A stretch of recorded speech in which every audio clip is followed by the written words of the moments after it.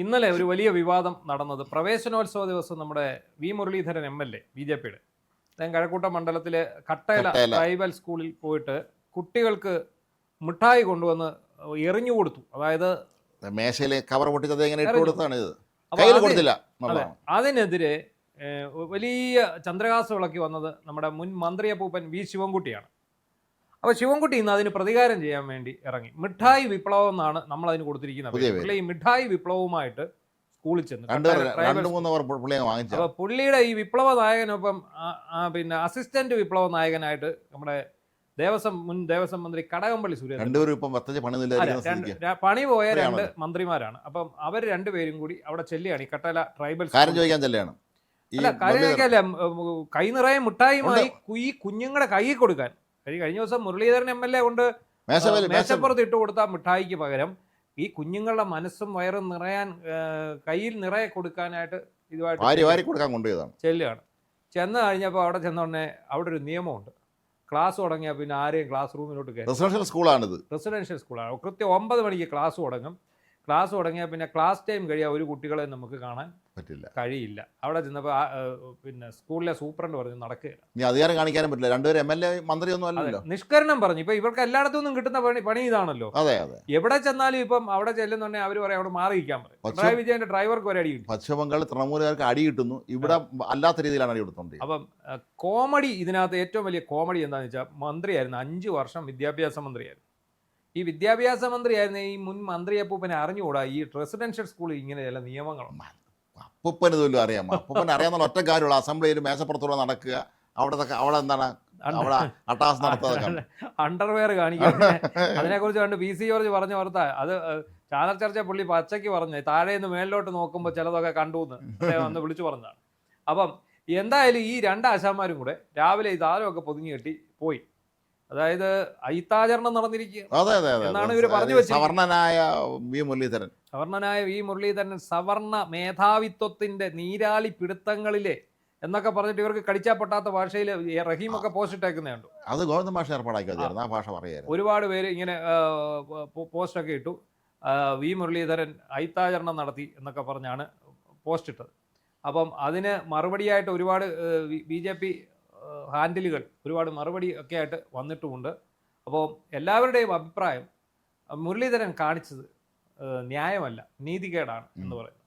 സംഭവം അതിൻ്റെ ഒരു സാഹചര്യം എന്താണെന്നുള്ളത് അദ്ദേഹവും ഇന്നലെ തന്നെ വിശദമാക്കി അദ്ദേഹം പറഞ്ഞിട്ടുണ്ട്. ഏത് സാഹചര്യത്തിലാണ് അദ്ദേഹം ഓടി വന്നു, വന്ന വരവിന് അപ്പോഴത്തേക്ക് മന്ത്രി കാത്തു നിൽക്കുകയാണ്. അപ്പോൾ ഈ കുഞ്ഞുങ്ങൾക്ക് ഈ മിഠായി കൊടുക്കാതെ പോകാൻ അദ്ദേഹത്തിൻ്റെ മനസ്സനുവദിക്കുന്നത്. അതുകൊണ്ട് അത് പെട്ടെന്ന് അദ്ദേഹം ഇതിങ്ങനെ ഇട്ട് കയ്യിൽ നിന്ന് പറക്കി കൊടുക്കുന്ന ഇതായതുകൊണ്ട് ആരോ പൊട്ടിച്ചു കൊടുത്ത കടലാസ പുള്ളി അങ്ങോട്ട് പിള്ളേർക്ക് ഇട്ട് കൊടുത്തു. അപ്പോൾ അത് വേറൊരു കാര്യമുണ്ട്. അത് ഈ കുഞ്ഞുങ്ങളെല്ലാവരും ഓരോന്ന് എണ്ണി അവർ പെറുക്കിയെടുത്ത് അവർക്കതൊരു രസമായി. അവരിങ്ങനെ ഇതനുസരിച്ച് എടുത്ത് അതിൻ്റെ വീഡിയോസ് അവർ കഴിച്ചു, അവർ വീട്ടിൽ പോയി. അവിടെ ആരും ഈ കുട്ടികളുടെ ജാതി തിരഞ്ഞില്ല, ഈ കുട്ടികളുടെ മതം തിരഞ്ഞില്ല, അവരെവിടെ നിന്ന് വരുന്നു എന്ന് തിരഞ്ഞില്ല. കാരണം അവരെല്ലാം ഒരുപോലത്തെ കുട്ടികളാണ്. പിന്നെ അവിടെ തന്നെ ഈ കുട്ടികൾക്കുള്ള പഠനോപകരണ വിതരണവും ബുക്കും കൊടയും ബാഗും എല്ലാം കൊടുത്തത് വി മുരളീധരനാണ്. ഈ അയിത്താചരണം ഉണ്ടെങ്കിൽ അദ്ദേഹത്തിന് മാറി നിന്നാ പോലെ. അല്ല, അതുപോലെ സംശയമുള്ളത് ഈ മന്ത്രി അപ്പൂപ്പൻ കൊണ്ടുപോയി മുട്ടായി അവിടെ കൊടുത്തിട്ട് വന്നു, അത് തിരിച്ച് കൊണ്ടുവന്നു. എന്നാ പിന്നെ ഈ മുട്ടായി അവസാനം ഇത് അവർ നേരിട്ട് കണ്ട് കൊടുത്ത് ഇങ്ങനെ വേണം ആൾക്കാർ കൊടുക്കാൻ എന്ന് കുട്ടികളെ പഠിപ്പിക്കാൻ വേണ്ടി അദ്ദേഹം ചെന്നതാണ്. അപ്പോൾ അദ്ദേഹത്തിന് കാര്യമാണ് ഈ വൈകുന്നേരം വരെ നിന്നാലെങ്കിലേ ഈ പരിപാടി നടക്കുള്ളൂ. വേറെ ഇതുപോലെ ഒരുപാട് വിപ്ലവങ്ങൾ നയിക്കാനുള്ളതാണ്. ഇനിയും പോയിട്ട് കൊട്ടാര വിപ്ലവങ്ങൾ ഒരുപാട് കാത്തിരിക്കുന്നു. അതുകൊണ്ട് അദ്ദേഹത്തെ തിരിച്ച് കടകംപള്ളിയും ഇവരും കൂടെ ഏതാണ്ട് പോയ അണ്ണാന്റെ കൂട്ട് അങ്ങ് തിരിച്ചു പോയി. തിരിച്ചു പോകുന്ന വഴിക്ക് ഒരു കാര്യം ചെയ്തു. ഈ മിഠായി അധ്യാപകരെ ഏൽപ്പിച്ചു. നിങ്ങളിത് സമയം പോലെ കുട്ടികൾക്ക് വിതരണം ചെയ്യണം, മന്ത്രി അപ്പൂപ്പൻ കൊണ്ടുവന്നാന്ന് പറയണം. മുൻ മന്ത്രി ഇപ്പൊ എല്ലാ സ്കൂളിലും കുട്ടികൾ ആഗ്രഹിക്കുകയായിരിക്കും ഈ മന്ത്രി അപ്പൂപ്പൻ നമ്മളെ സ്കൂളിൽ എന്തോ ഒരു ഇതിനാണ് നമ്മൾ പട്ടി ഷോ എന്ന് ഇപ്പൊ ന്യൂജൻ ഭാഷ പട്ടി ഷോ ആണ്. കാരണം ഒരു കാരണവശാലും യാതൊരു മെറിറ്റും ഇല്ലാത്ത ഒരു വിവാദം അല്ലേ? അല്ല, വേറെ ഒന്നും കിട്ടാനില്ലെങ്കിൽ കിട്ടിയത് മതി എന്നുള്ളത്. ആരെങ്കിലും ഈ സോഷ്യൽ മീഡിയയിൽ ആശാന്മാരുണ്ട്, ഈ പടം എടുത്ത വിദ്വാന്മാരുണ്ടല്ലോ, അവരാരും കിട്ടിയിട്ടുള്ളത് ഇങ്ങനെയാണെന്ന് പറഞ്ഞുകൊണ്ട് ഇത് ജാതി കാണിച്ചു. യാതൊരു മെറിറ്റും ഇല്ലാത്ത ഒരു വിവാദം. ഏതായാലും വി മുരളീധരന്റെ ജാതി എന്താണെന്ന് പോലും ഈ പറഞ്ഞമാർക്ക് അറിഞ്ഞൂടാന്നുള്ളതാണ് ഇതിന്റെ കാര്യം.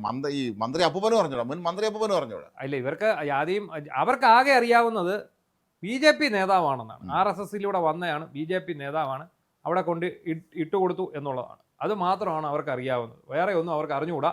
അപ്പോൾ അവരെന്ത് ചെയ്യുന്നു, ഉടനെ ഇട്ടത് RSS നേതാവെങ്കിൽ അയാൾ സവർണ വരേണ്യ വർഗത്തിൻ്റെ പിന്നെ ഫാസിസ്റ്റ് സവർണ വരേണ്യ വർഗത്തിൻ്റെ പ്രതിനിധിയാണ്. അപ്പം അദ്ദേഹത്തിൻ്റെ ജാതി, അദ്ദേഹം പിന്നോക്കാരനായിക്കോട്ടെ, ഇനി അദ്ദേഹം ദളിതനായിക്കോട്ടെ, എന്തെങ്കിലും ആയിക്കോട്ടെ, മനോഭാവത്തെയാണ് മന്ത്രി ഒപ്പം ചോദ്യം ചെയ്തത്. അതാണ് അവിടെയാണ് അതിനകത്ത് പ്രശ്നം വന്നിരിക്കുന്നത്. അപ്പോൾ എന്താണെങ്കിലും ഈ രണ്ട് കൊച്ചാട്ടന്മാരും കൂടെ രാവിലെ ഒരു ഷോയ്ക്ക് പോയത് മാധ്യമങ്ങളെ വിളിച്ചോണ്ടാണ്. അതാണ് ഒടുവിൽ എന്ത് സംഭവിച്ചു എന്നറിയാമോ?